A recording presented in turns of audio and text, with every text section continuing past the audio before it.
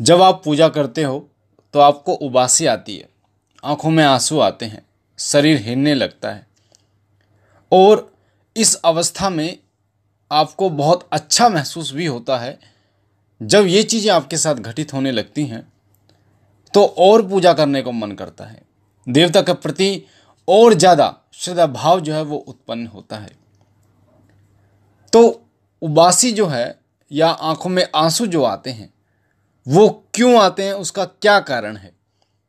क्या कोई नकारात्मक शक्ति का प्रभाव आपके ऊपर होता है जिसके कारण आपके आंखों में आंसू आते हैं या फिर आपको उबासी आती है? कई लोग ये सोचकर पूजा छोड़ देते हैं या फिर मंत्र जाप छोड़ देते हैं कि उन्होंने सुना है कि जब उबासी आती है, कोई नकारात्मक शक्ति जो है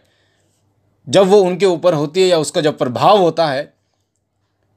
तो उबासी आने लगती है, जिसकी वजह से जो पूजा का फल उन्हें मिल रहा था उस पूजा का फल भी उनको नहीं प्राप्त होता। तो आज मैं आपको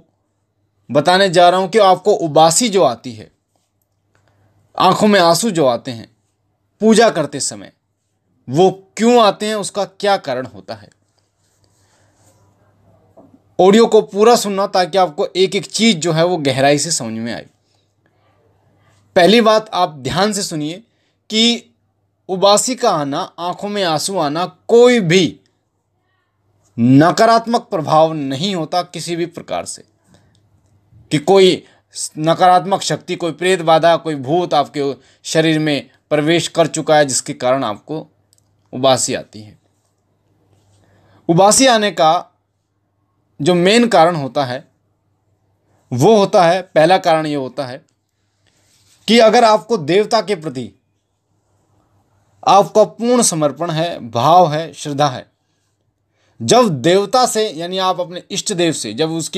उनकी मूर्ति, उनकी कोई तस्वीर आपके सामने होती है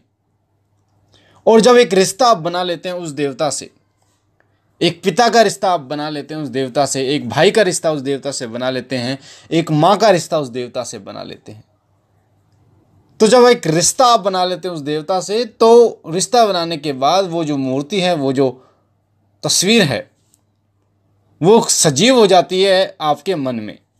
और जब वो सजीव हो जाती है तो आप अपने मन के भाव से जब उनकी सेवा करते हैं तो आपको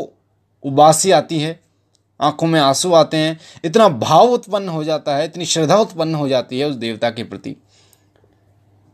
कि आप अपने मन की सारी जो बातें हैं वो उनसे बता देते हैं, उनसे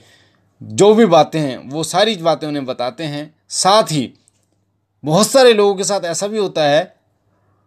कि जब वो इस अवस्था में पहुंच जाते हैं, उन्हें उबासी आती है, आंसू आते हैं आंखों में,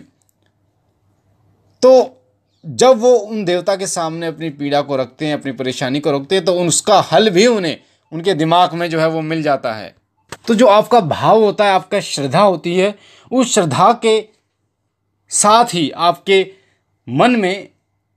उस देवता के प्रति इतना भाव उत्पन्न होता है कि आपकी आंखों में आंसू आते हैं, रोने को आपका मन करता है। और जो उबासी आती है वो उसके कई कारण होते हैं, पर वो सकारात्मक कारण होते हैं, नकारात्मक कारण कोई भी नहीं होता। जब आप ध्यान केंद्रित करते हैं,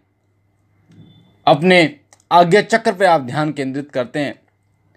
या फिर किसी एक बिंदु पर ध्यान केंद्रित करते हैं, तो बहुत सारे ऐसे विचार हैं जो उस वस्तु या फिर आपके चक्र पर, आज्ञा चक्र पर आपके चारों तरफ घूमते रहते हैं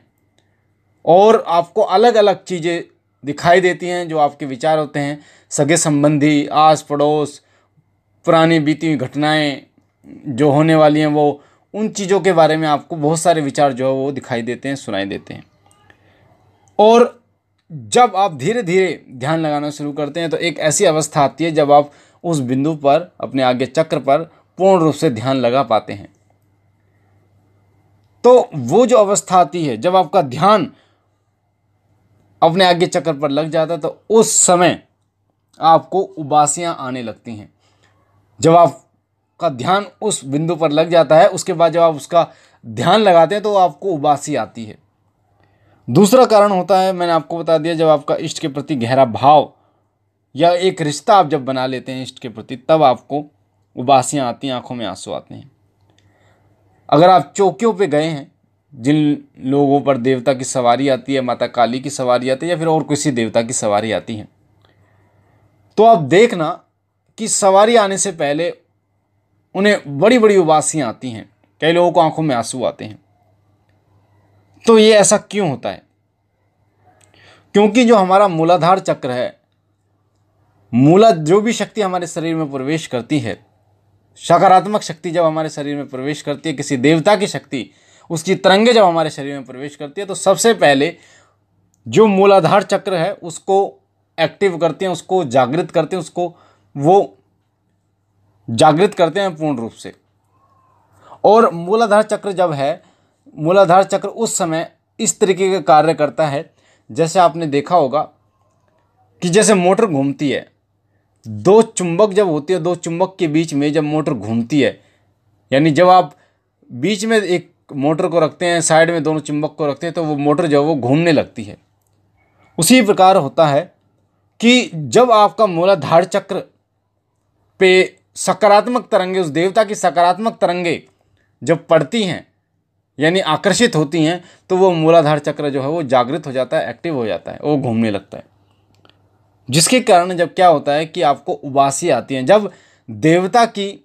तरंगे आपके मूलाधार चक्र पर टच होती हैं किसी भी प्रकार से। कई लोग जब भजन चलते हैं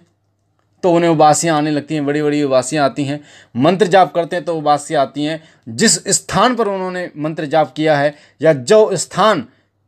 सकारात्मक ऊर्जा का प्रतीक है, यानी उस स्थान पे जैसे आपने पूजा की है, पूजा जब आप करते हैं तो उसमें आपने जिन जिन मंत्रों का जाप किया, तो उस मंत्रों की जो ऊर्जा वहाँ समाहित होती है, उस जगह पर मंडराती है। तो जब उस स्थान पर आप जाते हैं तो भी आपको उबासियाँ आती हैं बड़ी बड़ी। वो क्यों आती हैं? क्योंकि उस देवता की जो शक्ति है, तरंगे हैं, वो मूलाधार चक्र उनको आकर्षित करता है। वो जो जागृत हो जाता है तो उसके बाद जो है वो आपको उबासियाँ आनी शुरू हो जाती हैं। तो जब देवता की सवारी आने वाली होती है, क्योंकि कोई भी शक्ति जब आती है तो मूलाधार चक्र पर ही स्थिर होती है, जिसके कारण जो भगत है, जो व्यक्ति है, उसको उबासियाँ आती हैं बड़ी बड़ी। तो ये थी उबासी के बारे में कि उबासी क्यों आती है। बाकी तो बहुत सारे ऐसे कारण निकलते हैं जो हमारे साधना मार्ग में अनुभवों के आधार पर या फिर साधना के आधार पर, भक्ताई के आधार पर आपको बताए जा सकते हैं कि हमें उबासी आंसू क्यों आते हैं। तो वो अलग अलग, जिस प्रकार से सपने होते हैं, सपनों का अर्थ जो है वो अलग अलग निकलता है, उसी प्रकार से इन चीज़ों का भी अर्थ जो है वो अलग अलग निकलता है। पर मेन जो होता है वो, अगर कोई साधक है, कोई भगत है, कोई मंत्र जाप कर रहा है, तो उसे उबासी आने का कारण सकारात्मक ऊर्जा ही होती है, ना कि नकारात्मक ऊर्जा। जब मूलाधार चक्र जो है वो जागृत होता है तो ये उबासियाँ आपको आनी शुरू हो जाती हैं। मूलाधार चक्र उन्हीं व्यक्तियों का जागृत होता है जो लोग निरंतर मंत्र जाप करते हैं या पूजा पाठ करते हैं उनका, या फिर निरंतर जो ध्यान करते रहते हैं उनका जागृत होता है। तो मुझे आशा है आपको समझ में आया होगा कि उबासी क्यों आती है। और अगर आप पहली बार हमारे चैनल पे हैं, शिव साधना केंद्र पे, तो आपके सीधे हाथ पे जो लाल कलर का बटन है उसे दबा के चैनल को सब्सक्राइब कीजिए, ताकि आप शिव साधना केंद्र के साथ जुड़ सकें, हमारे साथ जुड़ सकें। बेल आइकन को दबाइए, घंटे के निशान को, ताकि जो भी हम जानकारी डालें उसको सबसे पहले जो नोटिफिकेशन है वो आपको प्राप्त हो। भक्ति, भक्ताई, पूजा पाठ, साधना से संबंधित, मंत्र से संबंधित जानकारी और ज़्यादा प्राप्त करने के लिए, अलग अलग जानकारियाँ प्राप्त करने के लिए हमारा जो नया चैनल है शिव साधना केंद्र, उसका लिंक डिस्क्रिप्शन में है, उसे सब्सक्राइब कीजिए, उसके साथ जुड़िए, साथ ही लाइक कीजिए, शेयर कीजिए और बहनों और भाइयों तक, ताकि ये जानकारी और लोगों तक पहुँचे और लोग भी इसका फ़ायदा उठा पाएँ। बाबा भोलेनाथ से मैं विनती करता हूँ कि उनकी दया कृपा आपके ऊपर बनी रहे, आप सदा सुखी रहें, आपके घर और परिवार में बरकत हो। बाबा सदैव आपकी झोली भरते रहें, अपनी कृपा दृष्टि सदैव आप पर बनाए रखें। हम मिलते हैं अपनी अगली वीडियो में, तब तक के लिए ओम नमः शिवाय, ओम नमः शिवाय।